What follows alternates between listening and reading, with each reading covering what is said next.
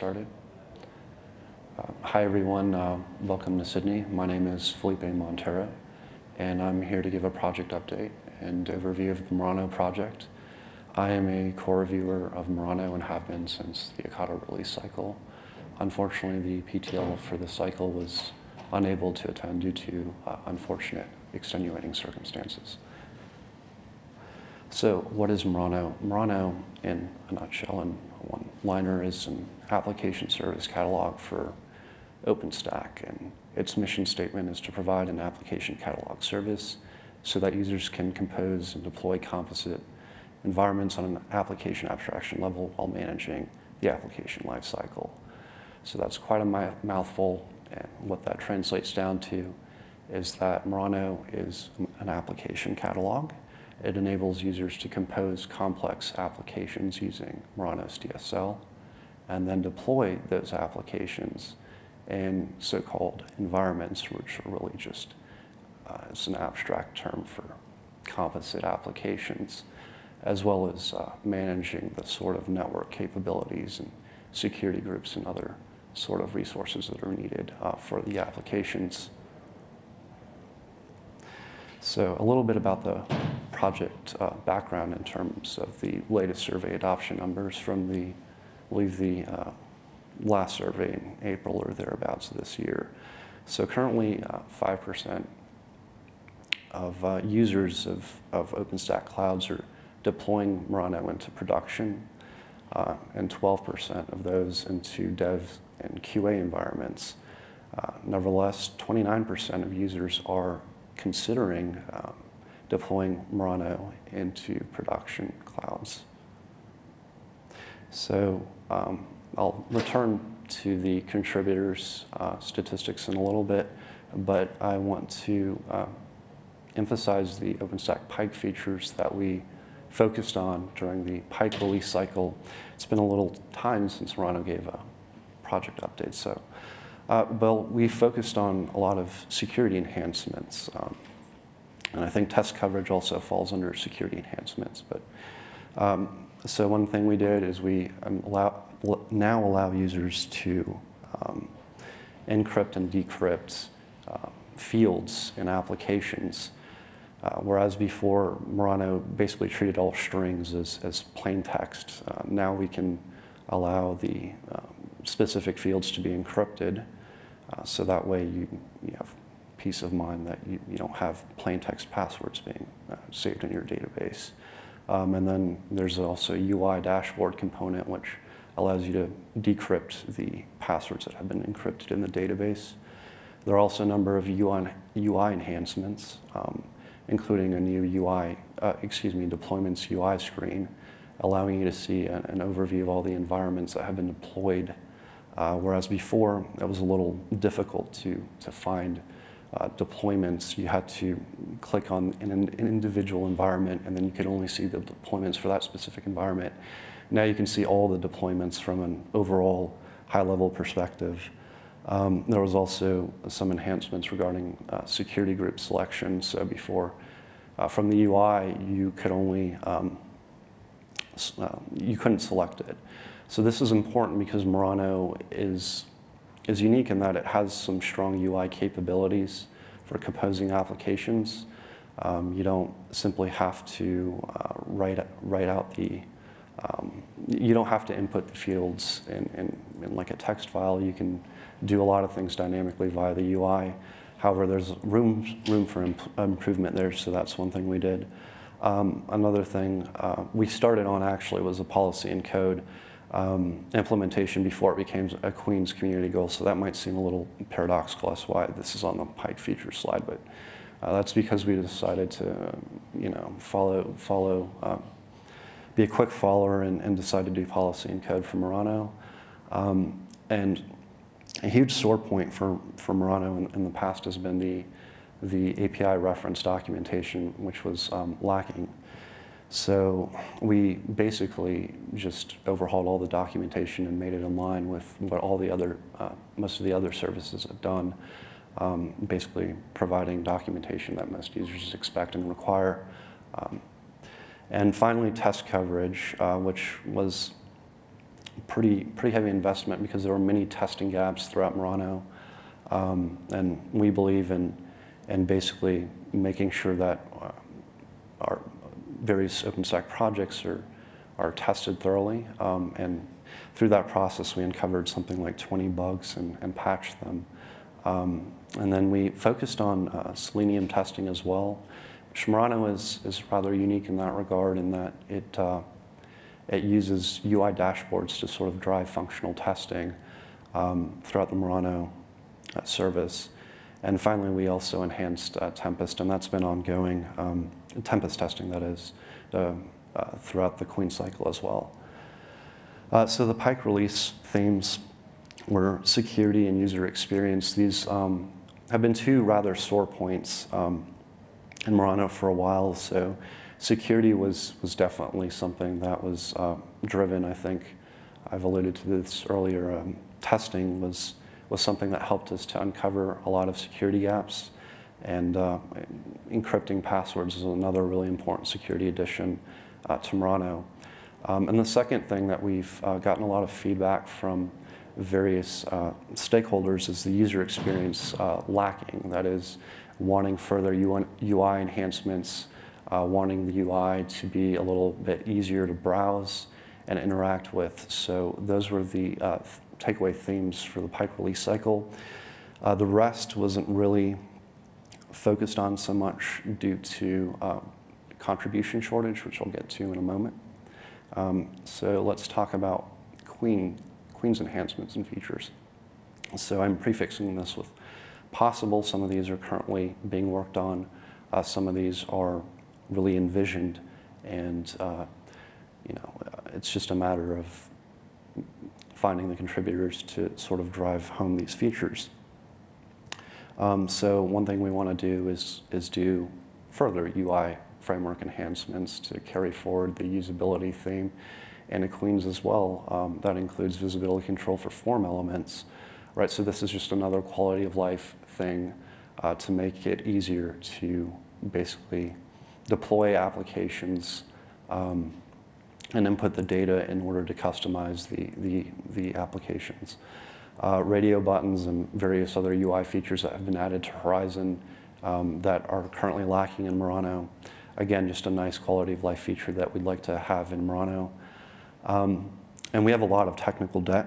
So I know I've been alluding back and forth to a lack of contributors. So our technical debt is, I'll try to segue this directly into contributors. But basically, right when our technical debt is we need to jumpstart the Murano dashboard CI. Up until recently, we had very robust Selenium testing for Murano dashboard, and as I said, it drove a lot of functional testing across the project. We had well over 100 Selenium tests. They very thorough. Unfortunately, the third-party CI in which those tests were run on a CI that is no longer compatible with upstream Zool. So the tests are not being run, which is very problematic. So that is definitely a top priority technical debt that we need to tackle. Less important, but still very important, is we need to overhaul the import package workflow. I'm not sure if any of you are familiar with the application catalog website being taken down during the previous cycle after much discussion between the TC and the OpenStack dev community, right? And that the majority of that conversation was had over the mailing list, but due to, I think, many alternatives to application management, lifecycle management, and deployment, they thought that the application catalog ought to be taken down because it sort of it doesn't mesh with the current philosophical understanding of having an open marketplace of competition and sort of selling an application catalog that really only caters to specific services is contrary to that. and Glare v1 integration. So for a long time, a while ago, several releases ago, Murano decided to develop this service called Glare, and it existed underneath the Glance umbrella. Very recently, it's been migrated out of Glance into its own repository. I believe Glare is currently undergoing governance approval for becoming an OpenStack project. That may have happened, so I apologize if I'm not up to date on that entirely. But what is Glare and why is it important for Murano? Well, Glare provides a number of capabilities for saving packages in the database, like versioning. There are certain immutability safeguards there. And what Murano was doing is it was using the 0.1 API because it was, again, trying to use the latest and greatest technology at the time. Unfortunately, this API now has been completely removed, almost coinciding with the loss of contributors. So almost exactly when the contributors left is when Glare version 0.1 was removed. And so now we have a lot of dead code, and we'd like to be able to store packages in a safer way in order to provide those versioning and immutability guarantees that Glare specializes in. And right now, Murano just sort of its own database obviously isn't specialized for that. Just like Barbican is specialized for secrets, Glare is specialized for artifact management and storage. So the Queen's release themes to capture everything I just said is really just user experience, manageability a little bit as well. So contributors. So the good news is that toward the tail end of Akata, we had about 63 contributors, and we gained the team diverse affiliation tag during this cycle because some new companies started to come on board, started to get more involved in the development process. However, the bad news is that the contributors in Pike were sustained a little bit, but now in Queens, it's sort of dipped down into almost single-digit territory. And this is largely due to the fact that the top contributing company shifted its focus elsewhere. So the shift, as I said, coincided with this third-party CI becoming incompatible with Zool. It coincided with Glare version 0.1 being deprecated. So we lost a lot of specialized SMEs who would have been able to more easily bounce back from such changes to technology.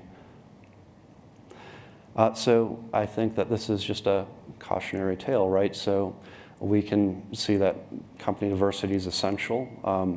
While Murano, ironically, did start to get more company diversity toward the tail end of Akata, as I said, when you have a monopoly on contributors for a long time, you struggle to sort of meet with, to really be able to accommodate technological changes. You also get a stasis of ideas. You don't have much input coming in and challenging your preconceptions and what your company believes is best. So Murano is also unique in the sense that, well, it's not entirely unique. A lot of projects are multifaceted in the sense that you have a UI, you have a backend, you have CI/CD, you have all these different components, and there's a lot of specialization required. Murano also has a lot of front-end code as well. And all these SMEs were predominantly working for a sole company. And unfortunately, they all sort of left. And as I said, we lost that. So we need your help in terms of contributions. One of the easiest and most fundamental ways to contribute to a project is code reviews. You don't need to be a SME. You don't need to have specialized understanding of the project. It's really just about using your best judgment, spending a few minutes of your time and committing to a patch. And it can be small nits, it can just be your opinion, it can be feedback, anything that helps drive changes forward.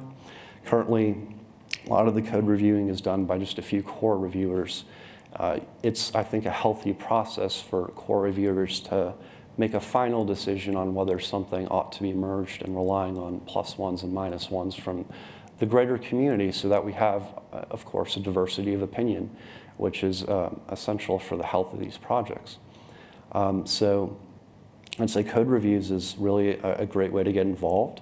And while, you know, you could look at this in a pessimistic light, I'd rather look at it in an optimistic light. Murano is ripe for new contributors, right? So any sort of contribution will make a big splash.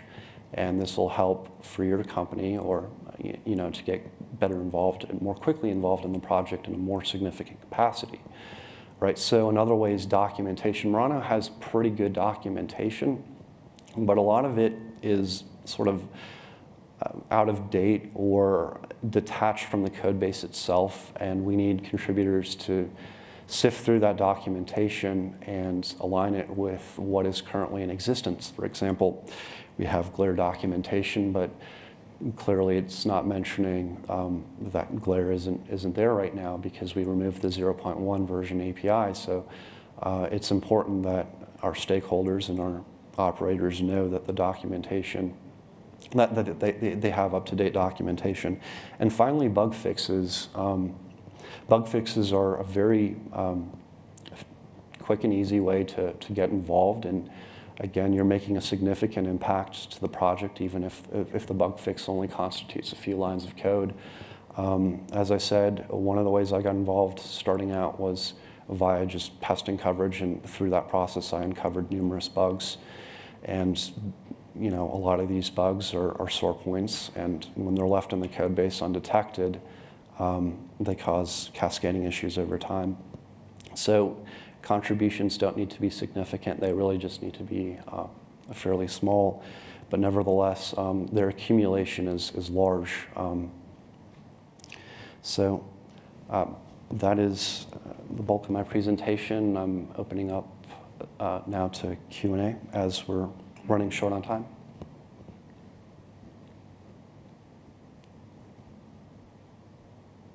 Yes. The contributors that are left, what's the mix there in terms of company makeup? So right, we have AT&T, ZTE, Oracle, a few other companies. We have Mirantis as well contributing.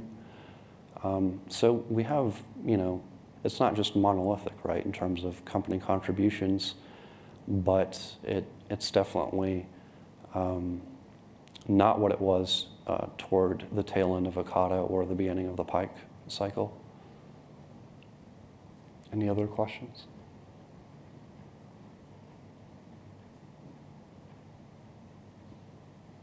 Okay, well, thank you for your time and thank you for joining.